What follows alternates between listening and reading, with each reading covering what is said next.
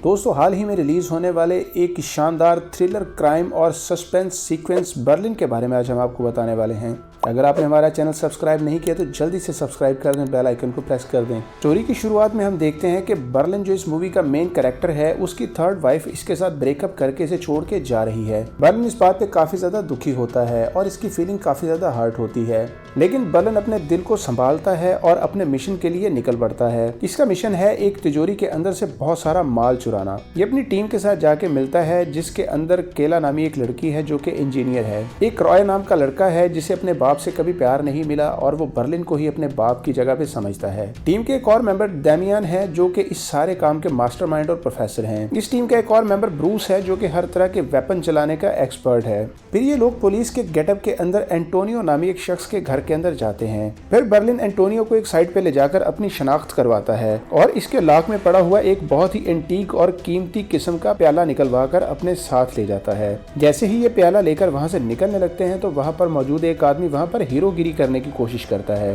तभी बर्लिन अपनी गन निकालकर इन सबको धमकाता है और वो वहाँ पर मौजूद सभी लोगों को कहता है कि यहाँ पर जो कुछ हुआ इसे भूल जाओ। अगर किसी को भी यहाँ पर जो हुआ इसके बारे में किसी ने भी बताया तो फिर तुम लोगों की खैर नहीं। उसके बाद ये टीम पेरिस के अंदर एक होटल में चली जाती है। तभी वहाँ पर इनकी एक और टीम मेंबर जिसका नाम कैमरॉन है वो भी आ जाती है। उसके बाद ये अपनी चोरी की प्लानिंग शुरू कर देते हैं। तभी हमें पता चलता है कि ये 44 मिलियन यूरो के गहने चुराने वाले हैं और उस चोरी के लिए इनको इस प्याले को इस्तेमाल करना है। ये गहने बहुत ही ज्यादा कीमती हैं, लेकिन इतनी बड़ी मालियत के गहने चुराना कोई आसान काम नहीं है। ये 34 डिफरेंट स्पॉट से एक जगह पर आने वाले हैं और इन्हें एक ही रात के अंदर ये सारे गहने चुराने थे। तभी ये लोग अपने प्लान पर अमल शुरू कर देते हैं। उसके बाद ये लोग जाकर एक चर्च में एक पादरी से मिलते हैं और उसको ये एक झूठी कहानी सुनाते हैं कि तुम्हारे चर्च के नीचे एक बहुत ही पुराना चर्च था। अगर यहाँ पर खुदाई की जाए तो यहाँ से बहुत ज्यादा खजाना मिल सकता है। वो बहुत ज्यादा डॉक्यूमेंट्स और प्रूफ जाके पादरी को दिखाते हैं, जिससे पादरी काफी ज्यादा कंफ्यूज भी हो जाता है और इसके दिल में लालच भी आ जाता है। बर्लिन और इसकी टीम पादरी को बताते हैं कि वो एक यूनिवर्सिटी की तरफ से यहाँ पर खुदाई का काम करना चाहते हैं। ये सभी लोग आर्कियोलॉजिस्ट हैं और ये पुरानी आसारे कदीमा की चीजों को ढूंढने के लिए काम करते हैं। तभी लालच में आकर पादरी इनको इजाजत दे देता है। तभी पादरी और बर्लिन की सारी टीम अपने सामान समेत चर्च के नीचे तहखाने में चली जाती है। वहाँ पर केला एक डिवाइस के साथ चेक करती है। तभी एक जगह पर जाकर डिवाइस सिग्नल देना शुरू कर देती है। केला ने असल में मशीन के अंदर मॉडिफिकेशन की होती है ताकि पादरी को ये यकीन दिलाया जा सके कि खुदाई करने के बाद यहाँ पर खजाना मिलने वाला है। तभी कुछ टीम मेंबर सवाल करते हैं कि आखिर हमें यहाँ पर खुदाई करने की जरूरत क्यों पेश आ रही है। तभी दामियन इन्हें बताता है कि चर्च के तहखाने के नीचे सुरंगें हैं जो कि पूरे शहर के अंदर फैली हुई हैं। यहाँ से 150 मीटर दूर पेरिस के सबसे बड़े नीलाम घर की तरफ भी एक सुरंग निकलती है। यहाँ पर यूरोप के सभी अमीर लोगों के गहने नीलामी के लिए आते हैं, लेकिन मसला ये है कि किस वक्त बर्लिन को मालूम करना था कि ये गहने वहाँ पर आने वाले हैं। जब बर्लिन को ये मालूम हो जाए कि आखिरी शिपमेंट के गहने यहाँ पर कब पहुँचेंगे ताकि इसके आते ही वो लोग इसको चुरा सके, ये बात जानने के लिए वो एक होटल के अंदर रूम लेते हैं जिसके सामने ही इस नीलामी घर के डायरेक्टर पोलन का घर है। और ये बात सिर्फ पोलन को ही मालूम थी कि सारे गहने वहाँ पर किस वक्त आने वाले हैं। इसी वजह से वो पोलन की जासूसी शुरू कर देते हैं। तभी बर्लिन रॉय और केला और कैमरॉन को भेजता है ताकि वो जाके पोलन के घर के अंदर सभी जगह खुफिया कैमरे लगाकर इसकी सभी एक्टिविटी पर नजर रख सके। उसके बाद ये वापस आकर रॉय कैमरॉन से मिलने चला जाता है। बर्लिन ने रॉय को सख्ती से मना किया था कि ये दोनों आपस में कोई भी रिलेशन ना बनाए। फिर हम देखते हैं कि रात को बर्लिन की आंख खुलती है तो वो आके दामियन के पास बैठ जाता है। दामियन उस वक्त सीसीटीवी कैमरे जो इन्होंने पोलन के घर के अंदर लगाए होते हैं इसके जरिए एक्टिविटीज को नोट कर रहा होता है। तभी बर्लिन इसके साथ बातें करनी शुरू कर देता है और अपनी थर्ड वाइफ के साथ ब्रेकअप के बारे में भी इसके साथ डिस्कस करता है। दामियन इसे तसल्ली देता है और उठ के सोने के लिए चला जाता है। तभी बर्लिन कैमरे के अंदर होने वाली एक्टिविटीज को देखने लग जाता है। तभी बर्लिन देखता है कि कैमरे के अंदर उसे नजर आता है कि पोलन की पत्नी कैमल जो कि जाग रही है। कैमरे में वो देखता है कि कमल किताब पढ़ने लगती है। उसके बाद वो म्यूजिक लगाकर नाचना शुरू कर देती है। फिर वो बन ठन कर तैयार होकर बाहर निकल जाती है। तभी बर्लिन के जहन में कुछ चल रहा होता है, इसलिए वो उठ के होटल से निकलकर इसका पीछा करने लग जाता है। कमल शहर के अंदर एक क्लब में पहुंच जाती है और वहां पर जाकर ये गाना गाती है। बर्लिन को ये सारा कुछ देखकर काफी ज्यादा अच्छा लगता है और वो इसको क्लैप करके अप्रिशिएट भी करता है।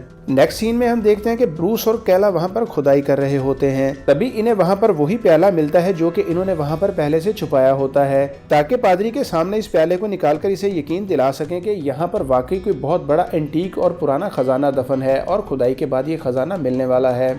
फिर हम देखते हैं कि बर्लिन कैमल का पीछा करते हुए कैफे तक चला जाता है और वहाँ पर इन दोनों की मुलाकात होती है। बर्लिन कैमल को पटाने की काफी ज्यादा कोशिश करता है और इस पर लाइन मारता है और इसे इम्प्रेस करने की काफी ज्यादा कोशिश करता है। दूसरी तरफ हम देखते हैं कि तय खाने के अंदर दामियन अपनी टीम को बता रहा होता है कि हमें 45 फुट गहरी खुदाई करनी है। उधर रॉय ने बर्लिन को बताया था कि कैमरॉन के पति के ऊपर नजर रखने के लिए हमने जो कैमरे वहाँ पर लगाए थे उससे मुझे पता चला है कि उसने अपनी पत्नी को एक प्रॉमिस किया था, वो इसे ओपेरा कॉन्सर्ट में ले जाने वाला था, लेकिन उसके जहन से ये बात निकल चुकी है, इसलिए अब कमल अकेले ही इस कॉन्सर्ट में शिरकत करने के लिए जा रही है। बर्लिन भी तैयार होकर निकल जाता है ताकि वो कमल को जाके ओपेरा कॉन्सर्ट में मिले और वहाँ पर जाके इस पर लाइन मारे और इसे इम्प्रेस कर सके। उधर पादरी बर्लिन की टीम को कहता है कि वो स्पेन जा रहा है और ये प्याला भी अपने साथ लेकर जाएगा। जब पादरी ने ये बताता है कि वो प्याला इसलिए साथ लेकर जा रहा है कि वो तुम्हारी यूनिवर्सिटी के डीन को जाकर दिखाएगा कि तुम्हारी स्टूडेंट्स ने और टीम ने वहाँ पर खजाना ढूंढ लिया है। मैं तुम लोगों की कामयाबी के बारे में वहाँ पर जाकर बताऊंगा और इस प्याले की कीमत लगवाना चाहता हूँ कि ये कितना एंटीक है। ये सुनकर वो लोग थोड़ा सा परेशान हो जाते हैं। तभी दामियन बर्लिन को बताता है कि पादरी तो किसी भी तरह से बाज नहीं आ रहा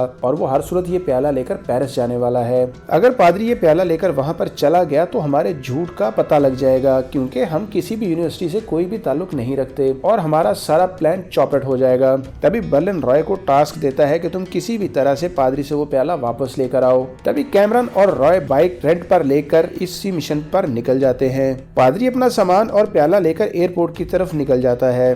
कैमरन और रॉय को लगता है कि ये मौका पाकर बड़ी आसानी से इससे वो प्याला छीनकर वापस आ जाएंगे। इन्होंने अपने मुंह के ऊपर हेलमेट पहने होते हैं ताकि इनकी पहचान ना हो सके। तभी पादरी के पास दो हट्टे कट्टे क्रिमिनल्स आते हैं जो अभी अभी जेल से आजाद हुए थे। पादरी ने समझाने लग जाता है कि तुमने अब अपनी लाइफ को बदल देना है और तुम लोगों को चाहिए कि तुम अब अच्छे काम करो। तभी रॉय बाइक के ऊपर पादरी से वो बैग छीनकर भागने में कामयाब हो जाते हैं। तभी ये दोनों हट्टे कट्टे मुस्टंडे क्रिमिनल्स भी इनका पीछा करते हैं। तभी ये लोग बाइक छोड़कर एक पार्किंग एरिया के अंदर जाकर छुप जाते हैं। ये दोनों क्रिमिनल्स भी इनका पीछा करते हुए वहां पर पहुंच जाते हैं और वो इनकी बाइक भी अपने कब्जे में कर लेते हैं।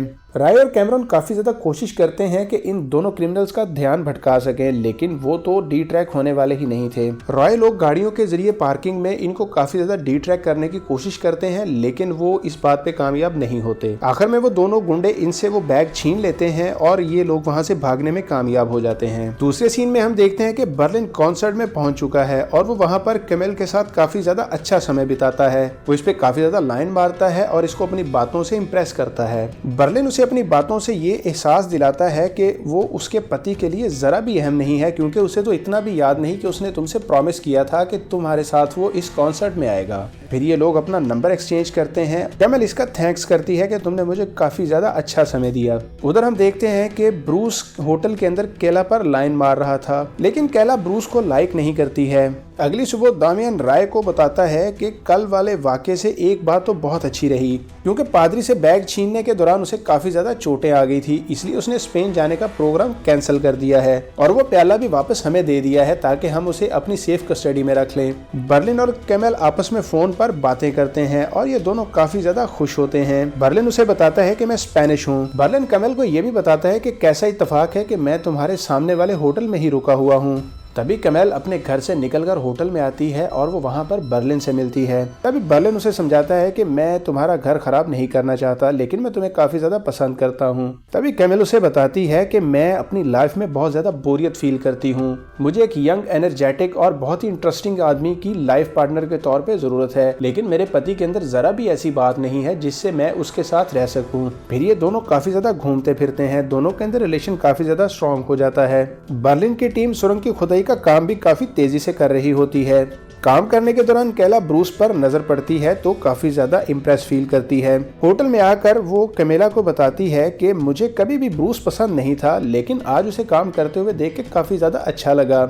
मुझे लगता है कि मैं उसे अब धीरे धीरे पसंद करने लगी हूँ। मुझे वो काम करते हुए काफी ज्यादा अट्रैक्टिव लग रहा था। जब उसने शर्ट उतारी थी तो मुझे उसको देखकर काफी ज्यादा अच्छी फीलिंग आ रही थी। तभी कैमरन उसे कहती है कि आखिर इसमें बुरा ही क्या है, ब्रूस एक अच्छा इंसान है और वो हमारा बहुत अच्छा दोस्त है।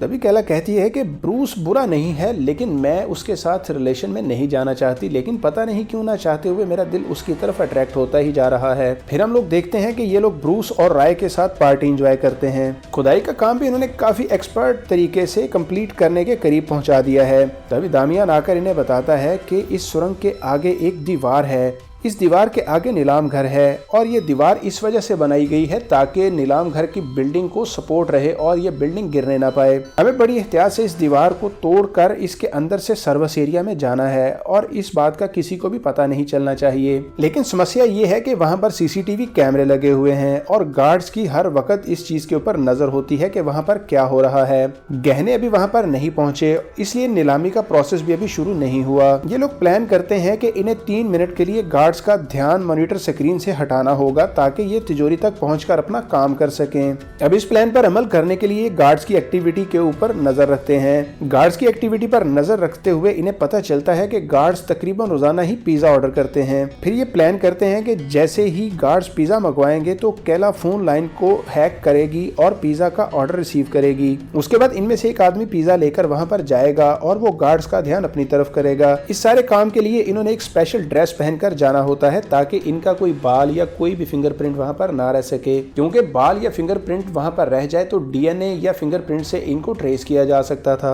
ये प्लान करते हैं कि ब्रूस वहां पर पिज्जा लेकर जाएगा और पिज्जा ठंडा होगा, जिस वजह से इनके साथ वहां पर झगड़ा शुरू हो जाएगा। गार्ड ब्रूस को कहेंगे कि जो चीज हमने ऑर्डर की थी वो चीज भी नहीं आई और पिज्जा भी काफी ज्यादा ठंडा है। इस बात पे इन दोनों के दरमियान में झगड़ा शुरू हो जाएगा और इनका ध्यान सीसीटीवी कैमरों की स्क्रीन से हट जाएगा। 3 मिनट तक वो इन लोगों को बातों में उलझा कर रखेगा। इसी दौरान दामियन और कैला जाकर सीसीटीवी कैमरेस को हैक कर लेंगे। इसी दौरान ब्रूस और सिक्योरिटी गार्ड्स की आपस में लड़ाई होगी और वो एक गोली खा लेगा जिसकी वजह से इसके मुंह के अंदर से झाग निकलेगी और वो बेहोश हो जाएगा, जिसकी वजह से गार्ड्स काफी ज्यादा परेशान हो जाएंगे। इतनी देर में दामियन लोग वो कैमरे हैक करके अपना काम कंप्लीट कर लेंगे और उसके बाद ब्रूस ठीक होकर वहां से वापस आ जाएगा। फिर ये ब्लॉक्स को वापस अपनी जगह पर फिक्स कर देंगे और ये टेंशन फ्री होकर तिजोरी तक पहुंच जाएंगे और उसके बाद आसानी से जब चाहे अपने हाथ साफ कर सकते हैं। फिर बर्लिन अपनी सारी टीम के साथ मीटिंग करते हुए दिखाई देता है। बर्लिन अपनी टीम को कॉन्फिडेंस में लेते हुए कहता है कि इस काम के लिए मैंने किसी भी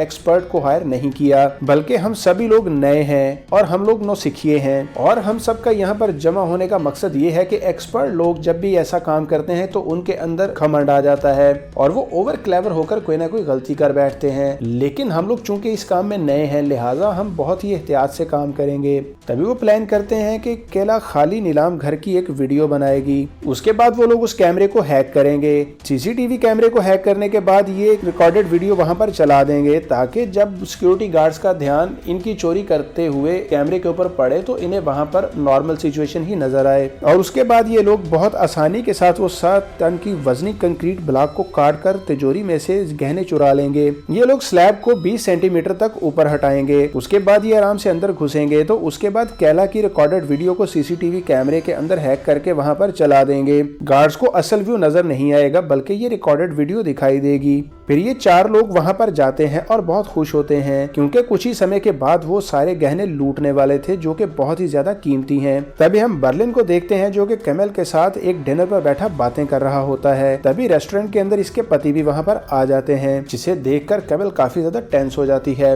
बर्लिन तभी कैमल को समझाता है कि तुम अपने पति को ये बहाना बना दो कि मैं एक बहुत बड़ा बिजनेसमैन हूँ और तुम मुझे एक बिजनेस के सिलसिले में मिलने के लिए आई हो। जब कैमल के पति पोलन वहां पर आते हैं तो उसका कैमल के साथ कोई झगड़ा बन जाता है और वो बर्लिन को कहता है कि तुम एक सड़क छाप हो, बिजनेसमैन वाली तुम्हारे अंदर कोई भी बात नजर नहीं आई। बर्लिन को ये सुनकर काफी ज्यादा गुस्सा आता है और उसकी ईगो भी काफी ज्यादा हर्ट होती है, लेकिन वो पोलन को कुछ भी कहे बगैर वहां से चला जाता है। उसके बाद बर्लिन से कैमल मिलती है। बर्लिन उसे कहता है कि हम यहाँ से कहीं दूर चले जाते हैं जहाँ पर मेरे और तुम्हारे सिवा कोई और ना हो। तुम अपने पति से बिजनेस ट्रिप का बहाना करके झूठ बोलो ताकि हम लोग बाहर जाकर एक अच्छा सा समय बिता सकें। फिर सीन शिफ्ट होता है तो बर्लिन की सभी टीम के मेंबर आपस में बैठे बातें कर रहे होते हैं। तभी वहां पर दामियन की वाइफ की कॉल आती है जो इसके साथ नहीं रहना चाहती। तभी वो इससे ब्रेकअप की डिमांड करती है। दामियन अपनी बीवी से काफी ज्यादा प्यार करता है। वो ये सुनकर काफी ज्यादा दुखी हो जाता है और उसका दिल भी टूट जाता है। तभी रॉय और ब्रूस आपस में बातें करते हुए दिखाई देते हैं। वो आपस में बातें करते हैं कि जिस जाली पासपोर्ट की गारंटी देकर बाइक रेंट पर ली थी वो बाइक तो गुंडे साथ ले गए। ब्रूस ये सुनकर काफी ज्यादा परेशान हो जाता है क्योंकि इसके ऊपर ब्रूस की फोटो लगी हुई थी। उस पासपोर्ट पर लगी तस्वीर की वजह से ये सभी लोग बड़ी आसानी से पकड़े जा सकते थे। ब्रूस को ये भी परेशानी थी कि इस सारे काम के बाद इसका क्रिमिनल रिकॉर्ड भी बन जाएगा। कैमल और बर्लिन एक डेट के ऊपर जाते हैं और रूम के अंदर काफी ज्यादा एंजॉय करते हैं। तभी कैमल को पोलन की कॉल आती है, क्योंकि उसे ये सारा कुछ पता चल चुका है कि वो किसी भी बिजनेस ट्रिप पर नहीं गई, बल्कि झूठ बोलकर बहाने से इसके साथ यहाँ पर एंजॉय कर रही है। पोलन कैमल को ये भी बताता है कि मैं जानता हूँ ये वही आदमी है जो उस दिन तुम्हारे साथ रेस्टोरेंट में था। पोलन ने कैमल और बर्लिन की बातें ईमेल और मैसेजेस में पढ़ ली थी। कैमल को काफी ज्यादा गिल्ट फील होता है। वो बर्लिन को कहती है कि मुझे कुछ देर के लिए अकेला छोड़ दो। बर्लिन रूम से बाहर आता है, वो काफी ज्यादा खुश होता है, वो डांस करता है और काफी ज्यादा मजे में होता है, क्योंकि उसने कैमल के पति से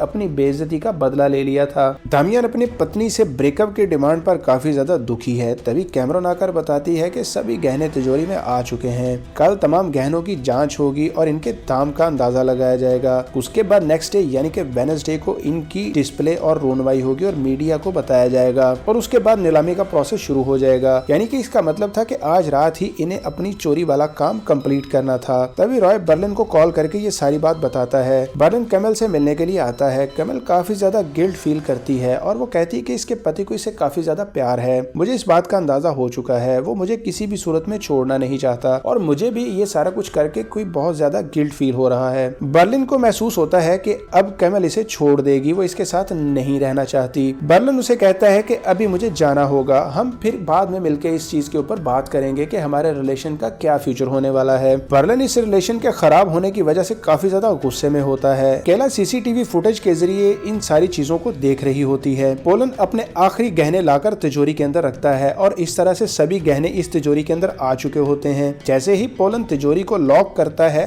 और वो वहां से बाहर आता है तो केला उस तिजोरी की वीडियो बना लेती है। तिजोरी एक बार लॉक होने के बाद 15 घंटे के बाद ही खुलेगी, क्योंकि इसमें टाइम लॉक का फंक्शन है। बर्लिन अपनी टीम के साथ सुरंग में पहुंच जाता है। ये सभी लोग बहुत ही लाइट मूड के अंदर हैं, जैसे कि वो कोई बहुत ही पिकनिक के ऊपर एंजॉय करने के लिए आए हुए हैं। तभी बर्लिन तिजोरी को खोलता है, बहुत ही आराम से एक एक करके गहने उठाता है और इन सभी की तारीफ करता है और एक हीरो वाले स्टाइल में तिजोरी से गहने निकाल कर वहाँ से बड़ी आसानी से निकल जाता है। तभी रॉय और बर्लिन जाते हैं पोलन के घर से कैमरे निकालने के लिए, जो उन्होंने इसके ऊपर नजर रखने के लिए लगाए हुए थे। दामियन, कैमरन और ब्रूस तिजोरी के काटे हुए हिस्से को वापस फिक्स करने के काम पे लग जाते हैं। ये वहाँ पर वेल्डिंग और रंग करते हैं और मिट्टी भी साफ कर देते हैं ताकि कोई भी सुराग ना रह सके। अब ये इस सारे सिस्टम को हैक करने के लिए लगाई हुई डिवाइस को वापस निकालना चाहते हैं, लेकिन मसला ये था कि जैसे ही वो उस डिवाइस को वहां से निकालेंगे तो सिस्टम अपनी जगह पर रिस्टोर हो जाएगा और इनकी लाइव फुटेज सीसीटीवी कैमरे के ऊपर सिक्योरिटी गार्ड्स के सामने चलनी शुरू हो जाएगी और ये उसी वक्त पकड़े जाएंगे। लेकिन बर्लिन और दामियन ने इसका भी एक हल निकाल रखा था। इस नीलामी घर के नीचे से हाई पावर इलेक्ट्रिसिटी तारें गुजरती थी। अगर ये तारें नीलामी घर की तारों के साथ जोड़ दी जाए तो इलेक्ट्रिक शॉक के जरिए यहाँ की सभी चीजें फ्यूज हो जाएंगी। तभी केला गार्ड्स को हेडक्वार्टर ऑफिस से फेक कॉल करके इनका ध्यान अपनी तरफ करेगी। वो सिक्योरिटी गार्ड इससे कोड पूछेंगे। ये अपना खुफिया कोड बताएगी जो इसने पहले से ही याद कर रखा है। इन्हें खतरे की वार्निंग देकर बाहर चेक करने के लिए बुलाएगी। अपने रूम से बाहर आएंगे, तभी तमाम बिल्डिंग की पावर फेल हो जाएगी। इस पावर को रिस्टोर करने में थोड़ा समय लगेगा। पावर फेल के दौरान ही अपनी हैकिंग डिवाइस को भी वहां से निकाल लेंगे और कंक्रीट ब्लॉक को वापस फिक्स करके दीवार को उसी जगह पर लगाकर आसानी से निकल आएंगे। ये दीवार को पुरानी ईंटों से वैसे ही बंद कर देते हैं और सभी कुछ पहले की तरह नॉर्मल कर देते हैं जैसे सुरंग में पहले था। ये सारा काम इतनी सफाई से कर रहे थे कि जैसे यहाँ पर कभी कुछ हुआ ही नहीं है। तभी बर्लिन पोलन के घर पर जाता है और इसको क्लोरोफॉर्म से बेहोश कर देता है। ये सभी कैमरे वहाँ से उतारकर वापस निकलने वाले होते हैं। तभी बर्लिन के माइंड के अंदर अचानक एक प्लान आता है और वो वहाँ से निकलने से पहले ही इसके दराज से इसके फार्म हाउस की चाबी निकालता है। वो पोलन का ड्रेस पहनता है और इसकी गाड़ी की चाबी लेकर इसके फार्म हाउस पर चला जाता है। वहाँ पर इसके कपड़े के कुछ धागों को जलाकर वहाँ पे कुछ पीसेस फेंक देता है। चुराए हुए गहनों में से एक डायमंड के कुछ पीसेस भी वहाँ पर फेंक देता है। वापस आकर इसके कपड़े वापस इसकी जगह पर रखकर इसकी चाबी को उसी जगह पर रखकर यहाँ से बाहर आ जाता है।